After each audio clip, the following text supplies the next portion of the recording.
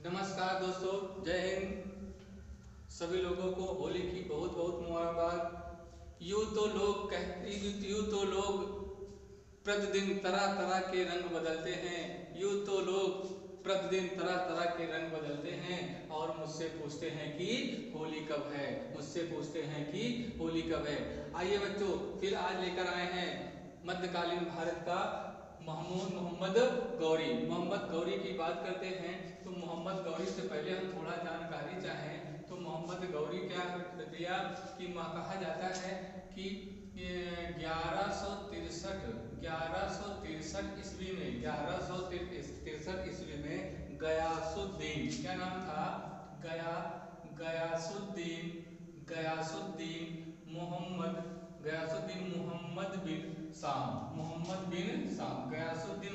बिन शाम था, जिसने जो है गजनी पर, किस पर बच्चे? गजनी पर एक गौर साम्राज्य की क्या करता है? गौर साम्राज्य की क्या करता है बच्चों? स्थापना करता है। तो थोड़ा सा ध्यान दिया जाए कि 1163 ईस्वी में गयासुद्दीन मोहम्मद बिन शाम नाम का एक व्यक्ति आता है जो गजनी पर, किसका अधीन था? मोहम्मद गजनवी के समय था।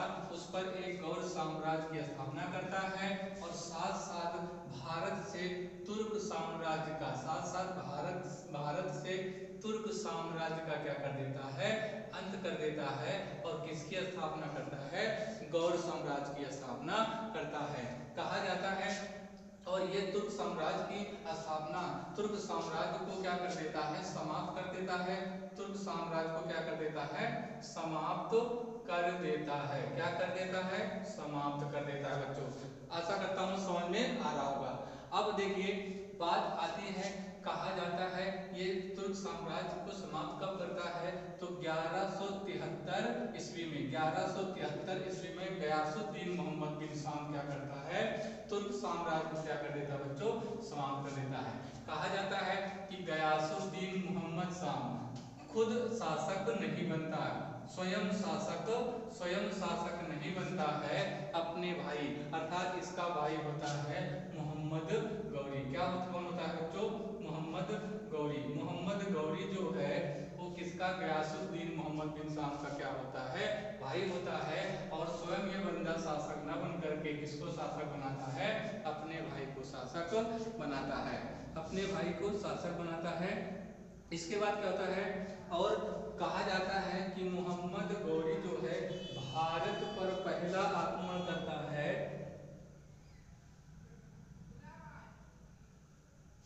1178 ईस्वी में।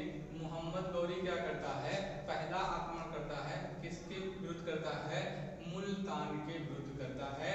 और 1189 ईस्वी में ये मुल्तान के बाद जो आक्रमण करता है वो करता है पेशावर पर। कहाँ पर करता है? पेशावर पर। कहाँ करता है? पेशावर करता है।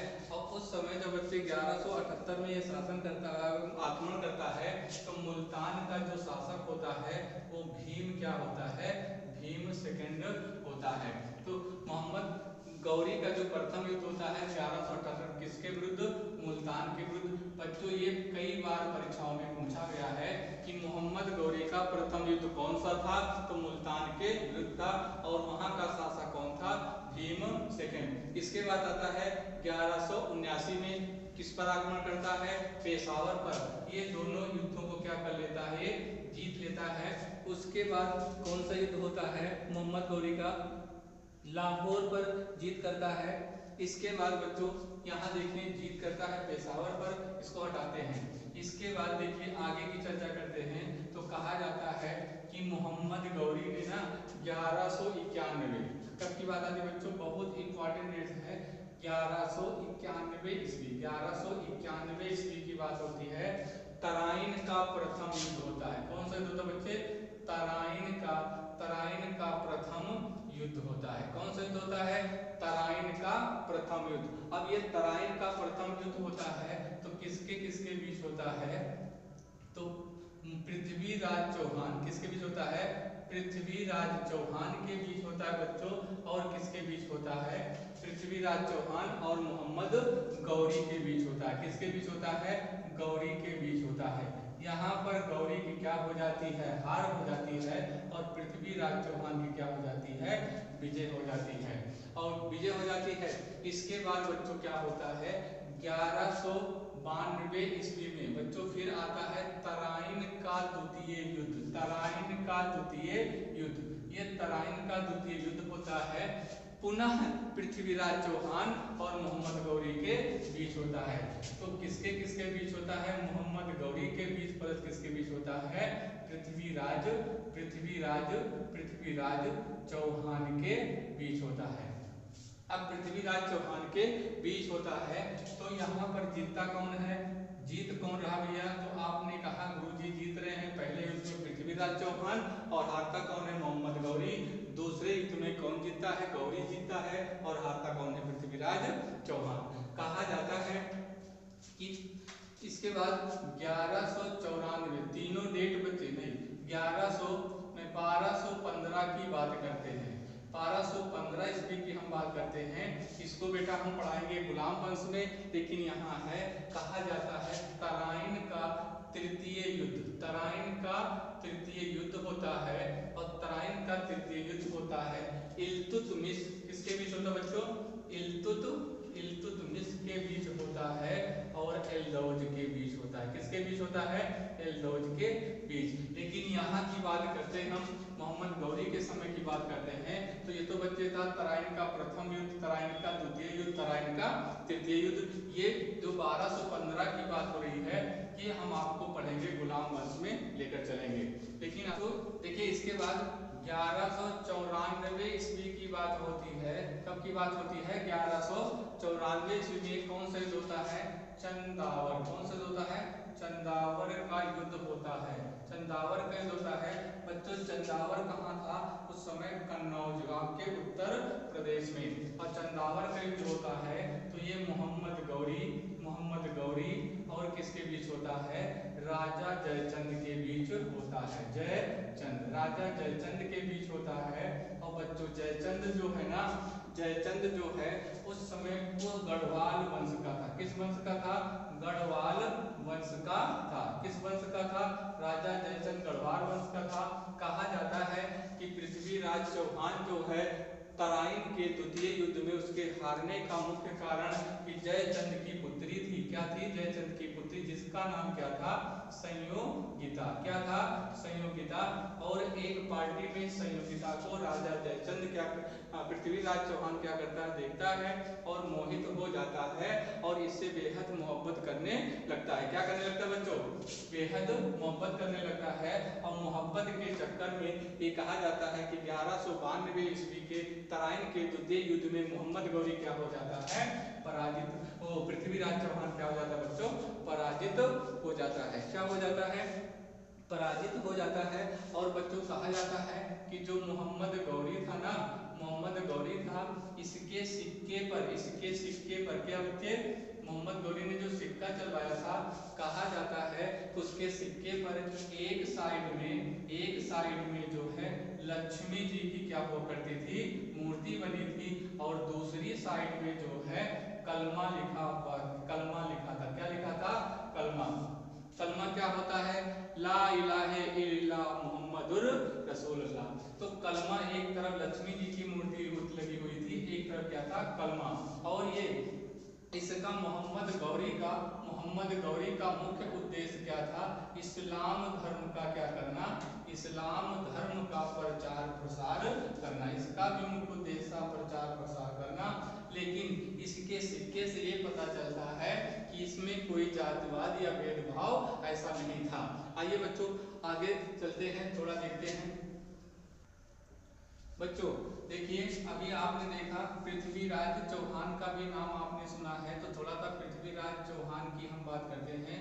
पृथ्वीराज चौहान, देखिए पृथ्वीराज चौहान जो था बच्चों ना, पृथ्वीराज चौहान ये अजमेर का शासक हुआ करता था। कहाँ का?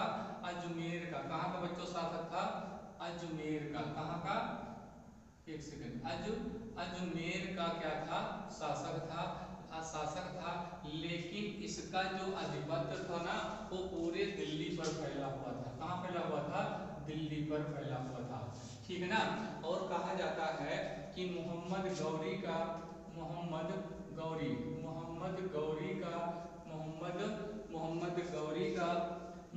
गौरी का जो दरबारी था या सेनापति था, मोहम्मद गौरी का जो सेनापति था वो कौन था? तो आप कहोगे अस्कंद था। कौन था? अस्कंद था। अब देखिए इधर मोहम्मद गौरी की बात होती है। अब मोहम्मद गौरी करता क्या है कि जब ये गौर वापस जाने लगता है, कहा जाता है मोहम्मद गौरी के 2 दास हुआ करते थे। मोहम्मद गौरी के कितने दास थे? 2 दास थे। एक तो था कुतुबुद्दीन ऐबक। इसके कितने दास थे? इसके 2 दास थे। एक तो कुतुबुद्दीन ऐबक। कौन था बच्चे? कुतुबुद्दीन ऐबक। कौन था? कुतुबुद्दीन ऐबक था। और दूसरा कुतुबुद्दीन ऐबक था और दूसरा था बख्तियार काकी खिलजी। कौन था? बख्तियार। कौन था? बख्तियार खिलजी। कौन थे? बख्तियार खिलजी। ये 2 क्या थे? मोहम्मद गौरी के क्या थे? दास थे। अब जब मोहम्मद गौरी वापस जाने लगता है तो अपने साम्राज्य को किसको देकर जाता है? कुतुबुद्दीन ऐबक को। और यही कुतुबुद्दीन आएगा गुलाम वंश की भारत में दिल्ली सल्तनत की बात होगी। दिल्ली सल्तनत की बात होगी। किसकी बात होगी? दिल्ली सल्तनत की बात होगी। और यही कुतुबुद्दीन ऐबक दिल्ली सल्तनत पर एक नए वंश गुलाम वंश की क्या करता है? गुलाम वंश की स्थापना करता है। बच्चों इसी गुलाम वंश को आप दास वंश कहते हो। कैसा वंश कहते हो? दास वंश कहते हो। इसी वंश को मामलूक वंश कहते हो। क्या कहते हो? मामलूक वंश कहते हो। अब इधर देखते हैं बख्तियार काकी खिलजी। जब कुतुबुद्दीन ऐबक कुतुब मीनार की नींव डलवाएगा, कुतुब मीनार की नींव डलवाएगा और बनवाएगा तो किसकी याद में बनवाता है? अपने चाचा कहा जाता है बख्तियार काकी खिलजी की याद में कुतुब मीनार की क्या डलवाता है? नींव डलवाता है। बच्चों आइए बख्तियार काकी खिलजी की बात करते हैं। बख्तियार काकी खिलजी किसका दास था? गुलाम था। तो आप कहोगे मोहम्मद गौरी का दास या गुलाम था। मोहम्मद दास गौरी का क्या था? गुलाम या दास। देखिए बख्तियार खिलजी की हम बात करते हैं। बख्तियार खिलजी उस समय शासक बना था जब मोहम्मद गौरी वापस जाता है। बंगाल और बिहार को विजित किया था। या बंगाल और बिहार का क्या हुआ करता था? शासक हुआ था। और बहुत ही इंपॉर्टेंट बच्चों क्वेश्चन निकल के आएगा, कि बख्तियार खिलजी ने नालंदा विश्वविद्यालय, बच्चों कौन सा? नालंदा विश्वविद्यालय को और विक्रमशिला विश्वविद्यालय को, किस बच्चे को? विक्रमशिला। कौन सा विद्यालय है? विक्रमशिला विश्वविद्यालय को। बहुत इंपॉर्टेंट कि बख्तियार खिलजी बंगाल और बिहार का शासक हुआ करता था। उसने नालंदा विश्वविद्यालय और विक्रमशिला जैसे विश्वविद्यालय को इसने क्या करवा दिया था बच्चों? इसने जलवा दिया था। क्या कर दिया था? जलवा दिया था। और इसमें जो भी पुस्तकें या बुकें हुआ करती थी वो महीनों तक जलती रही हैं। क्या रही हैं? जलती। और देखिए भाई बेटा, और देखिए कहा जाता है बंगाल का राजा कौन